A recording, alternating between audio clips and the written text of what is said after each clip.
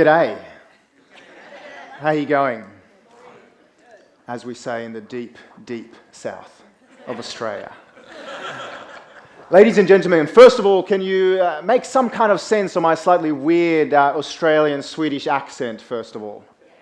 Okay, fantastic. This radio, slightly analog radio signal is getting picked up by a number of the radio antenna here in the room today already. I want to kick us off here for a moment to kind of take you back in history to a time pre-digital, to a time when Amazon was just a rainforest somewhere far, far away, when a cloud was just a meteorological term that blocked the sun on San Juan Island. Things truly were simpler back then. Let me introduce you here to my native Stockholm for a moment. A city 100 years ago, an urban vista where things truly were a little bit simpler, a little bit more black or white. In fact, people only wore black or white clothing back in those days. Certainly no floral patterns had been invented yet. And this was the urban vista that greeted a man by the name of Georg Johansson, or George Johansson, the son of Johan, which sounds very Viking-esque, as he picked up his gear in a little bag, maybe a Filson bag back then, to move from his family farm in the countryside in West Gothland. As the second oldest son, he had no inheritance rights, so he had to make his commercial future in the urban vista that was Stockholm, a city that had just hosted the 1912 Summer Olympics, a city that had just given birth to the future Swedish femme fatale Greta Garbo of later Hollywood fame. And after completing a retail apprenticeship, after nearly 6 years of hard labor, George Johansson eventually opened up the doors to his bricks-and-mortar Analogue store, selling menswear to the increasingly sophisticated Swedish gentlemen of the time. Now, this was a time pre-YouTube, pre-selfies, even before selfie sticks, when looking into a camera was still very much of a technological novelty. And George Johansson's business model was always about the bespoke, about the seasonally adjusted Swedish girth that gets cold in wintertime. And as he became a man of commerce, he changed his surname in a nod of respect and in an ode to his provenance from Johansson to the man from the southern farm. And as you can tell by this image, he must have been a bit of a futurist already back in the day, because he's got an awesome pocket square and an awesome haircut. Ladies and gentlemen, he's my great-grandfather, and as you can tell, we also share some genealogy and some genetics with North Korean dictators. But already back in the day, he must have been a bit of a futurist, right? Because he invested in the latest technology to win over the then analog hearts and the then analog minds of yesteryear's customers. 99 years later, though, for my mother, Birgitta, the business world has shifted. My mum, who looks amazing for a 106-year-old, as you can tell, we still moisturize in Sweden, and as you can tell, my mum still dresses me and folds my clothes every evening. The business world has drastically and fundamentally shifted. Today's customer will walk into the store. They'll hang out with my mum with her little measuring tape and her tailor Hassan with his measuring tape. They'll get free intellectual property passed down to them. They'll blatantly scan a few barcodes in front of my mum's face, price comparing in real time. And then they'll say, hey, we'll think about it. And by the way, thank you for the glass of red wine. Then they exit the store to the sound of a lonely, lonely little bell, turn their backs on mum, and then they'll order the item on eBay or Amazon.com/fashion. Now, this is massively disruptive to my mum. My mum is passionate about textures, about textiles.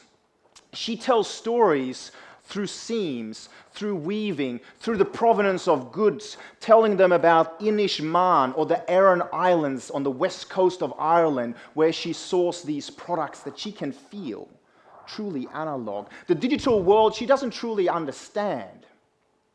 And my mum doesn't like change. right? And I think that's kind of humane, kind of human, right? Anyone struggle with change?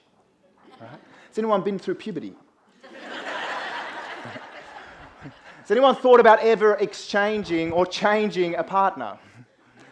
If you're sitting next to your partner, please don't raise your hands, right? And I don't necessarily mean exchanging them, but selling them on the concept of change, like 2015 is going to be the year we do paleo diets, right? How easy is that conversation to have?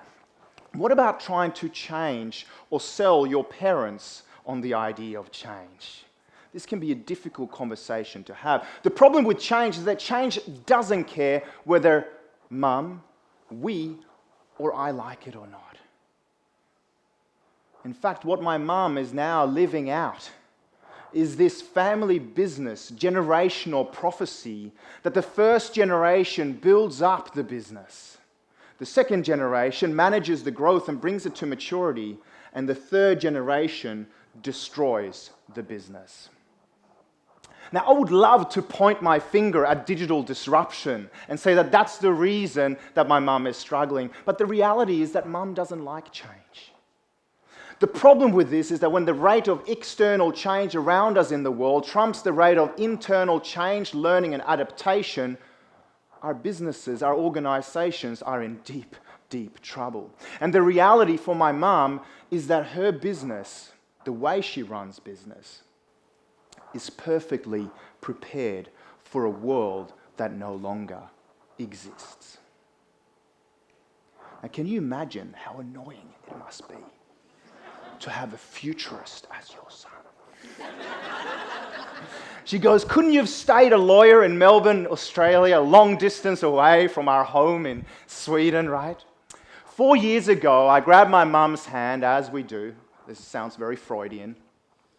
And we took a walk through the forest. And I said, Mum, there's got to be a way forward. There's got to be a way for you to combine tradition with technology, the analog with the digital.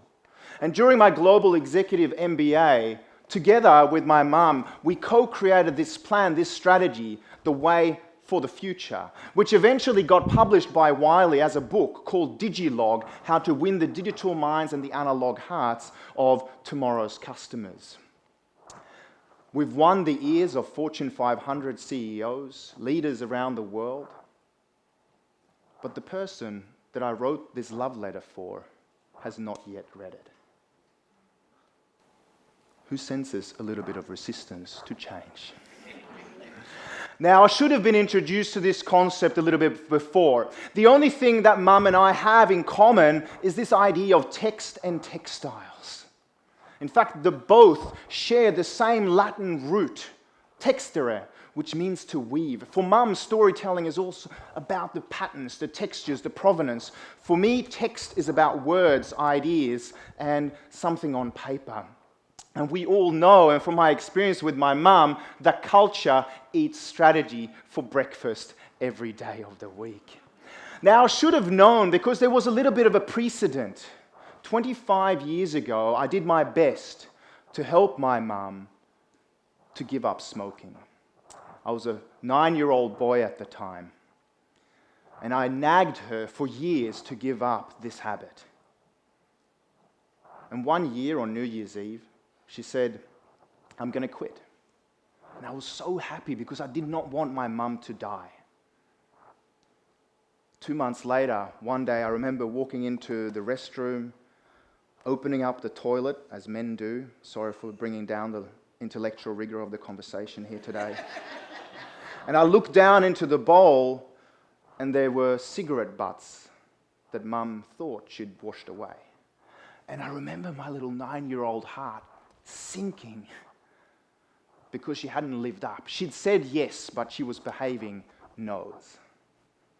Today, I metaphorically go around the shop whenever I'm in Stockholm, Sweden. I feel like I'm still picking up little cigarette butts. Mum says yes, but she behaves no.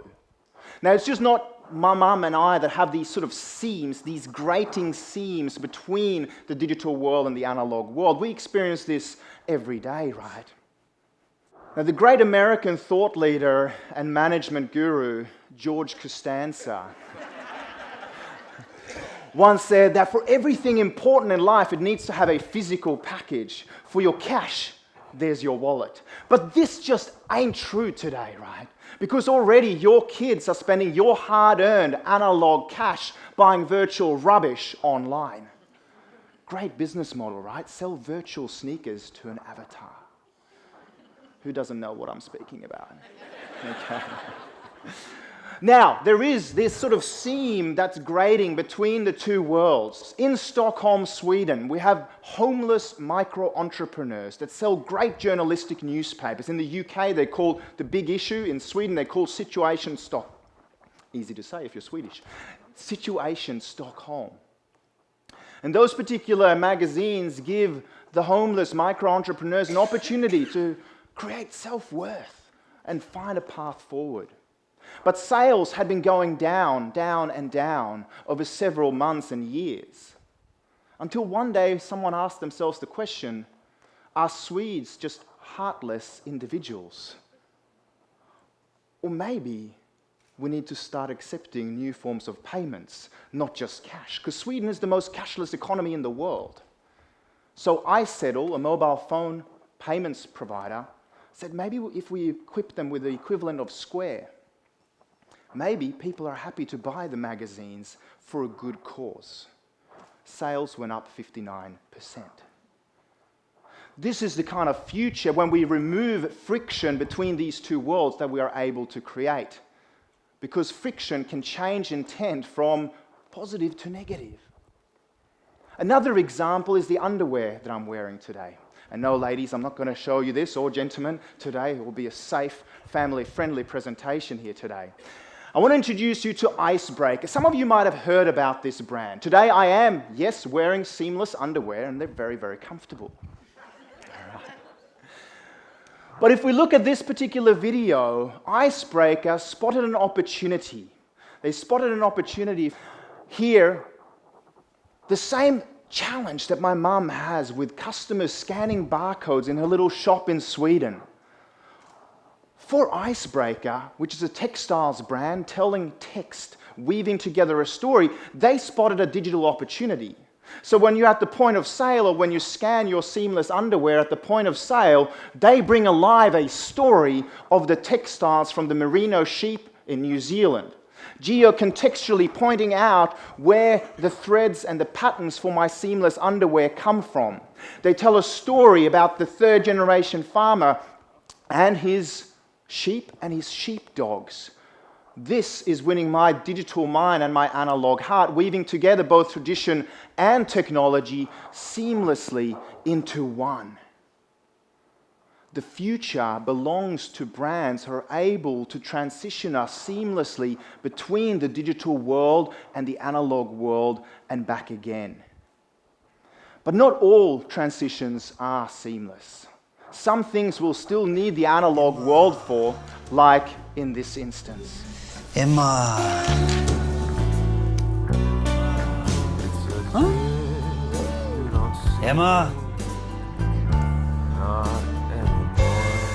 Emma. Emma.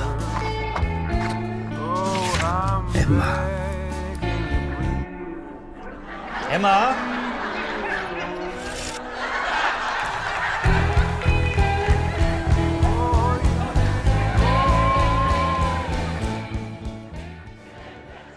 So as I promised, I would be lowering the intellectual rigor of the conversation here today. So the future truly belongs to those brands who are able to weave together the analog and the digital infinitely together, because we can add value at that beautiful kind of sweet spot in the middle where seamlessness truly comes alive. Let me give you a few examples. What we need to do is to move away from so many businesses or organizations that have an extremely kind of cold stakeholder or customer focus to making it hot and intimate. And we need to move away from the seams we experience. Think of your retail banking, moving between phone banking, mobile banking, branch banking, and how seamless that might be, into a future that's frictionless, that's seamless. Now, this takes some design and some thinking, and we want our stakeholders to experience this beauty of seamlessness. But you need to think to create these kind of futures. Brands like these, Spotify, TripIt, WhatsApp, Hipmunk, Evernote, Nest, Ebah, are brands that get this very concept of seamlessness. Let me introduce to you what Ebah is doing in India, for example, in terms of seamlessness. We think of Ebah, right, who we've said a lot about over the last few years and are always out there in the media.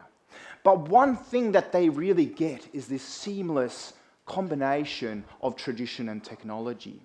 We think of them as a seamless payment provider, seamlessly helping us move from a physical analog place to another physical analog place by giving us digital insights into who's going to drive us, geocontextual insights about when the car is going to arrive, etc., helping us to create a personalized experience by integrating with our Spotify playlists in the car, giving us a sense that, hey, we're just riding with someone from our family, right? In India, though, unlike Sweden, India is not a cashless economy. It's largely a cash-based economy. Only 19 million credit cards in a population of 1.2 billion. The interesting thing is that they're skipping the idea of credit cards and moving straight into mobile payments in the future, right? They're skipping one generation of technology for another.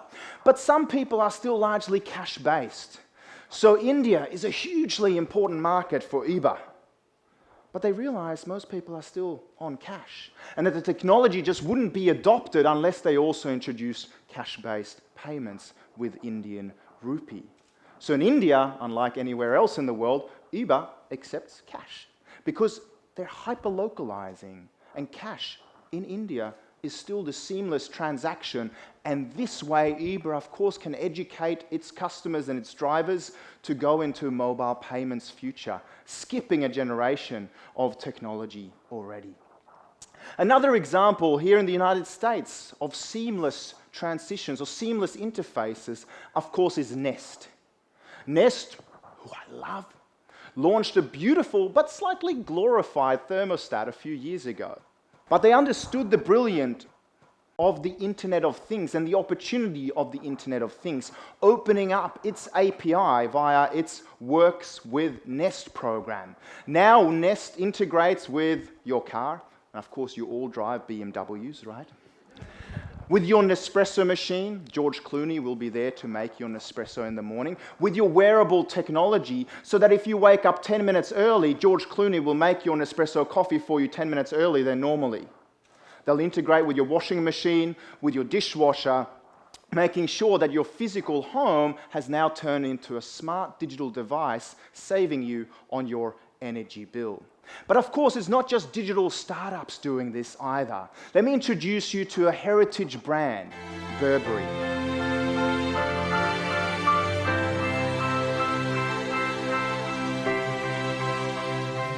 Burberry is a heritage brand in the UK, and when they thought about how do we redesign our shop of the future, they started with a question of how do we bring Burberry.com to life in the physical reality.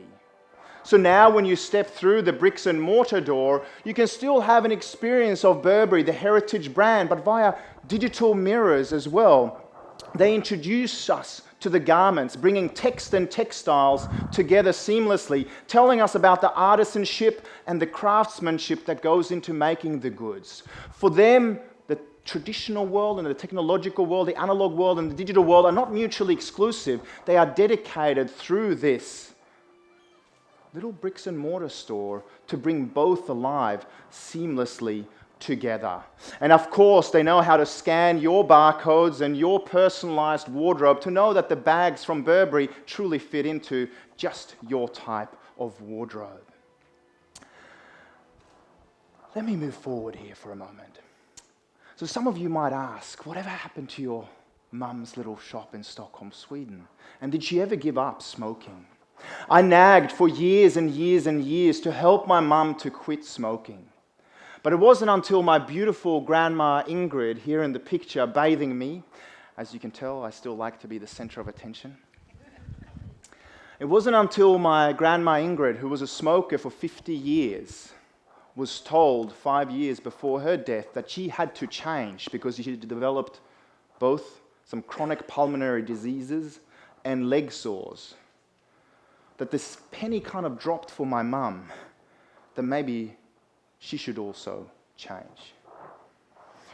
For my grandma Ingrid, the change was too late, and she passed away a few years later. My mum did give up smoking. But I want to ask this question. Should it take the death of a loved one? Should it take something as radical as a cancer until you want to drive change? Change is only really disruptive if we as individuals are not adaptive with that change. And when we think about the future of not only my mum's little business, about passing down this intergenerational wisdom of the pocket square from father, in my case via my mother, to son, I ask this question whether change has to be disruptive and revolutionary. Or perhaps if we remain curious, omni-curious, if we want to be sophophiles who have a thirst for knowledge, maybe also our personal and individual transitions and growth and change can be seamless. And I want to encourage all of you here today at TEDxSanJuanIsland to develop that thirst for knowledge, to become sophophiles. And if you don't know what that means, look it up because it will be your first piece of knowledge and learning here today. I want to encourage all of you to kind of be change agents and agent provocateurs, to be sticky beaks for the unexplored, and to come up with rip-snorting ideas that have real chutzpah, because that way your worlds will change for the future. And I think that's exactly the way things are meant to be for the future. Thank you very much, and Mum, I love you.